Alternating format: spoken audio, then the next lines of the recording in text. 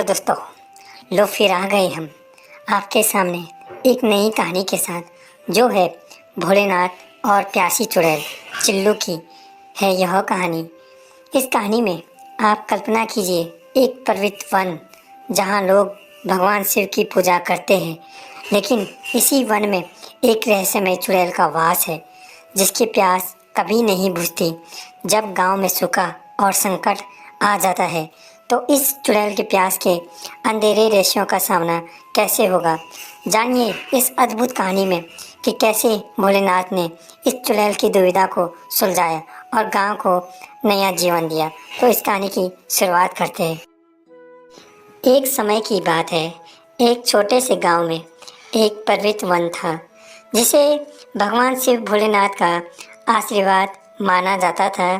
लोग इस वन की पूजा करते थे और यहाँ आकर अपने दुखों को मिटाने के लिए प्रार्थना करते थे। लेकिन इस वन में एक चुड़ैल भी रहती थी, जिसका नाम चिल्लू था। चिल्लू एक आत्मा थी, जिसे एक श्राप के कारण वन में ही बांधा गया था।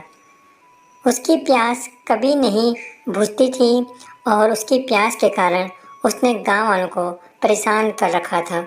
वह लोगों को वन में ही भटका देती थी। जो आदमी उस वन की तरफ जाता, वह उस वन से कभी वापस नहीं आता था, क्योंकि वह चुड़ैल उन आदमियों को भटका देती थी। एक दिन गांव में भयंकर सूखा पड़ गया।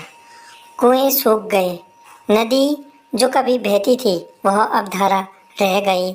गांव वाले अपने आखिरी इस आशा के रूप में पवित्र वन की ओर मुड़े और उन्होंने भोलेनाथ से मदद के लिए प्रार्थना की। उन्होंने भोलेनाथ से कहा कि हे भोलेनाथ, हमारी मदद कीजिए, हम मुसीबत में हैं। भोलेनाथ ये सब कुछ सुन रहे थे। अब भोलेनाथ ने साधु को दर्शन दिया और साधु से कहा कि चिल्लू को ढूंढो और उसे मेरे पास लाओ। साधु ने जैसे ही भोलेनाथ को देखा, तो साधु ने भोलेनाथ को प्रणाम किया और उनकी सलाह को माना। साधु अब जंगल की ओर चला जाता है। अब साधु उस जंगल में पहुंच जाता है।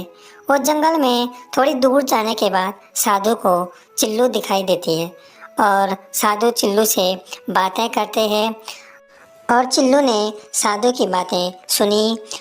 तब उसे भोलेनाथ की दया और समझ को महसूस किया और अपने दुख को स्वीकार किया।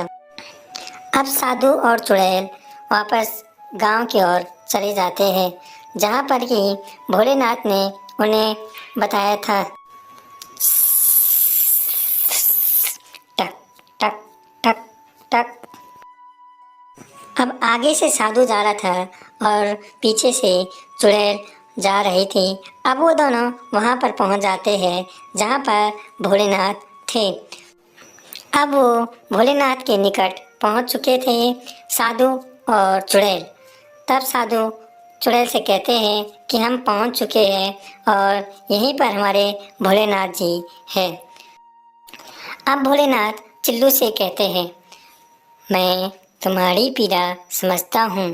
तुम्हारी अनंत प्यास ने तुम्हें बहुत दुख पहुँचाया है और तुम्हारे अकेलेपन के कारण तुम दूसरों के लिए डर का कारण बन गई हो। लेकिन सच्ची राहत और शांति दूसरों को चोट पहुँचाने से नहीं, बल्कि समझने और बदलने से मिलती है। चिल्लू ने भोलेनाथ की बातों को मान लिया और स्वीकार किया कि उसने केवल अपने प्यास को बुझाने की कोशिश की थी, लेकिन इसके कारण उसने दूसरों को नुकसान पहुंचाया।